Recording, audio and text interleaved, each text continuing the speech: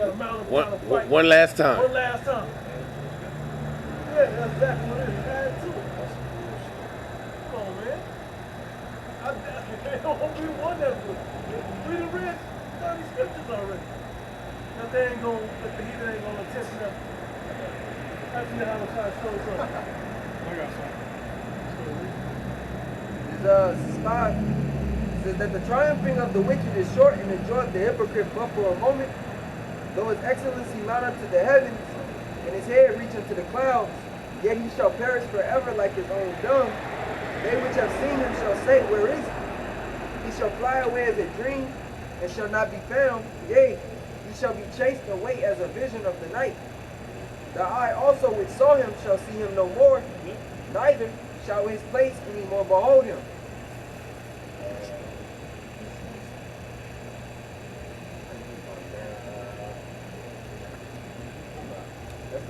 Yeah, I mean, ultimately, we just know that Esau was set up for a purpose.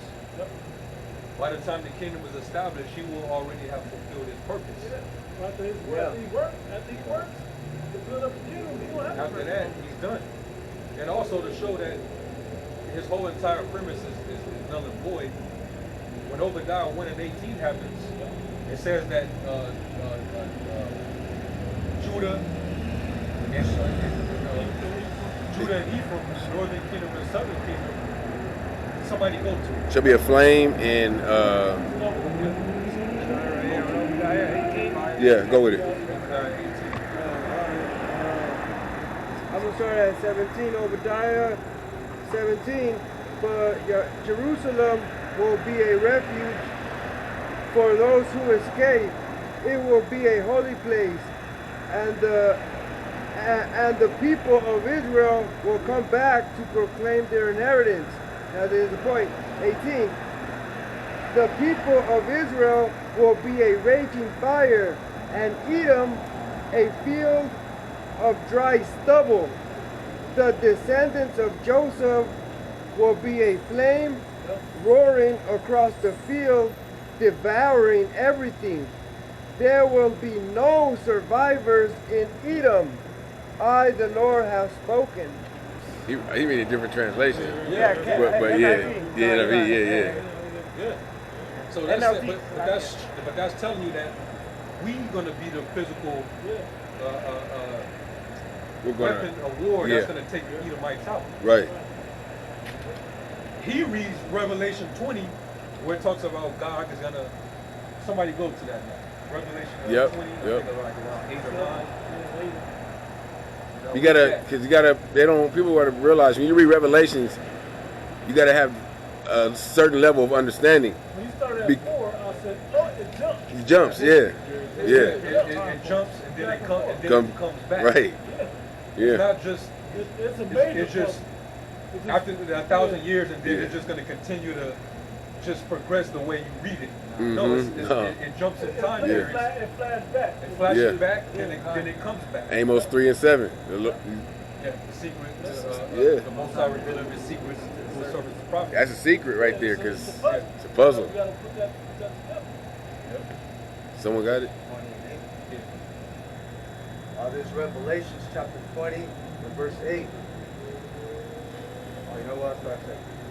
And when the 1,000 years years are expired, Satan shall be loosed out of this prison. Now you gotta be wearing these Israelite groups. Come on, bro. That happened. You know, it already happened.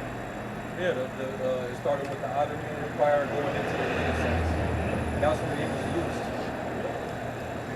After the Delhi rule was healed. The Delhi rule was healed was the rebirth of the Roman Empire. And they ruled for a season, which we're at the end of that time. All right? Time. It shall go out to deceive the nations which are in the four quarters of the earth. God. But that's not that. When did he ever reach to the four corners of the earth? He ruled most of the known world, but now he's reached the whole four corners of the earth. And the last chunk, he's trying to get it to the middle of the snap. And that lets you know, like you said, it's talking about these times or after that 1,000 years, because the Grecians, they only went as far as the known world. So same thing with the Romans. They didn't go to this side. They didn't go to, you know, far East Asia. Exactly.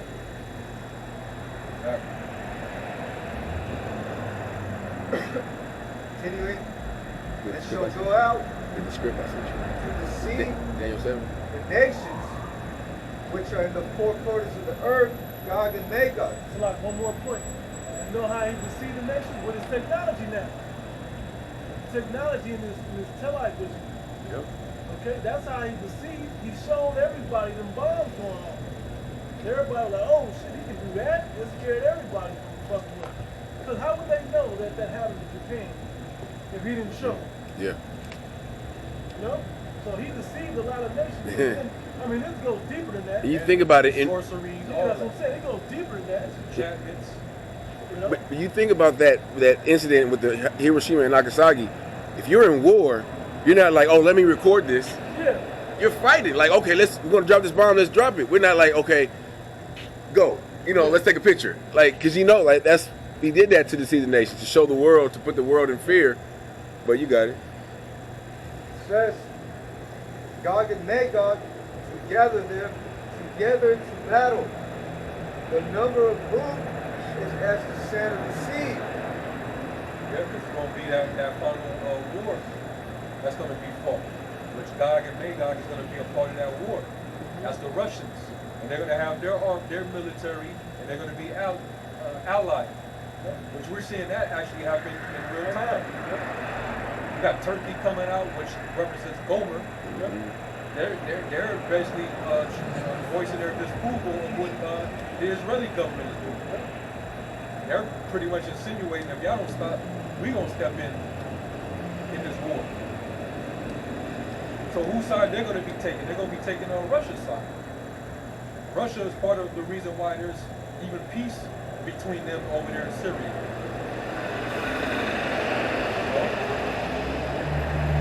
All them Arab nations getting stirred up against the rats over there. For Russia being the guard over there. That's happening now. That's Ezekiel 38. How could you see these things unraveling the way the prophecies say? But you said, oh, that happened 1,000 years after. What the hell are you talking about?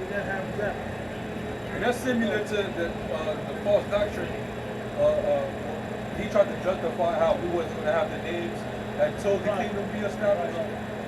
Where he basically said that he read Zephaniah 3:8, where it talks about how he's gonna gather the nations, where he's gonna pour upon them his indignation, wait ye upon me until I rise up to the prey. And then it says in the next verse, then shall you then will I return upon you a pure language, you shall call upon me with one consent. He tried to say that, well, that's going to be in the kingdom. No. That's actually happening now. That's why we're able to call upon his name now. And right in the time where the Lord is getting ready to bring these nations to judgment, his people are going to also be getting gathered and waking up. The Lord's going to put the breath back into it. Put that moisture back in those dry bones. You know, that's what's happening now. It's all simultaneous.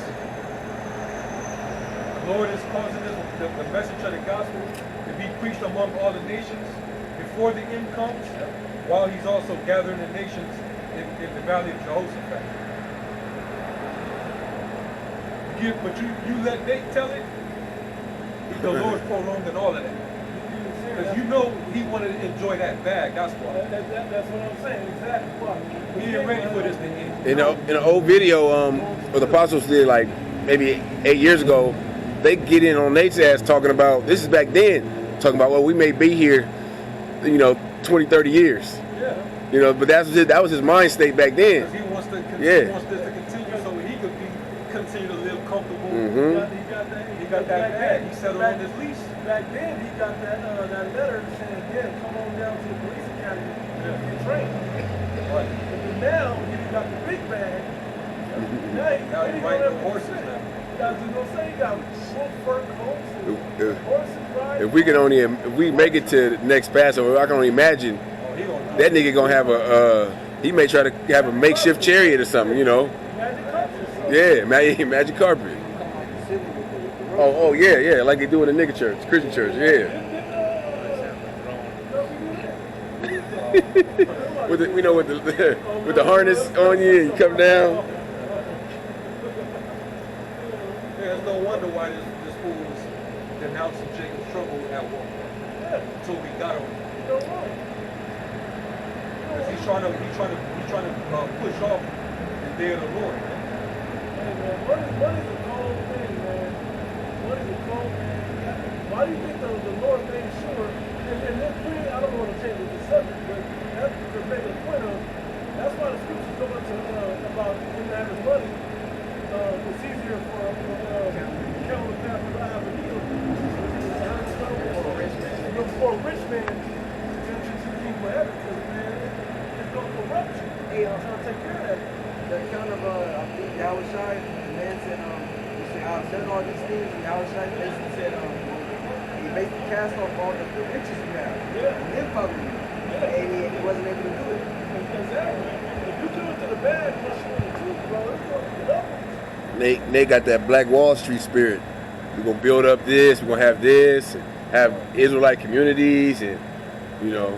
In the Apocrypha, it says the Most High is honored of the lowly, which means, you know, if you got that level of money and success, fame, whatever, you're gonna be too put on yourself. You're not gonna be credit to Yahweh outside. Now, if there's a brother out there that do have some kind of money or substance, it's just because the Lord seen that man fit to have that. And nobody got enough to where they got in abundance. Like they ain't got bills to go that bad. And they call us bums. Well, shit. Give us some of that money, then, Nate. Spread it around. Spread the wealth. Let's spread the wealth. So we ain't gotta go to work. Right. So we can just preach the Lord.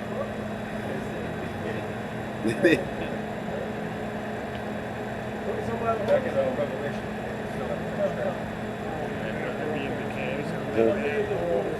Oh no, hell no. Revelation 20 and I think you read 8, so we had 9. Back in Revelation 20 and 9. And they went up on the breadth of the earth and compassed the camp of the saints about. And the beloved city, and fire came down from Yahweh out of heaven and devoured them. See, I thought, according to Obadiah 18, that the Israelites were going to devour the Edomites. But in this account, it's saying that fire came down from heaven and devoured them. So which one is it?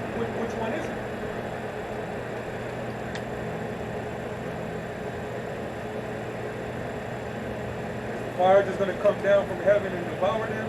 Or is what the brother just read in Obadiah 18? How is that going to, which one is it? And it's easy to understand for us that we're going to be the fire as we read, right? And come down as weapons of war, coming out, Jerusalem will come down as a fire and a flame and burn them up. That makes a lot more sense. I like that better, by the way. That's why I got a proper thing.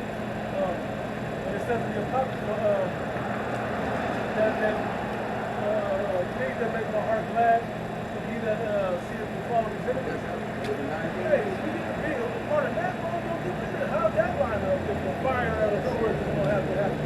We're going to be glad to put our foot on the next part. To land back off what you're saying, that's what Isaiah 41 said when it said, I thought I would make thee a sharper as an instrument.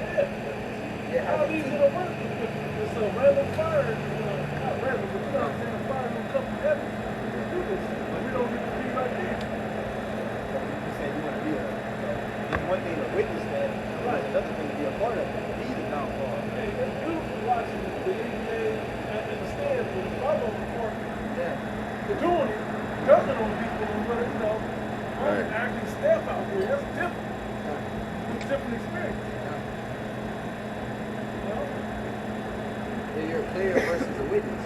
Oh yeah. Exactly. Yeah. Participants. Yep. We want that. We want that. POV. Yeah.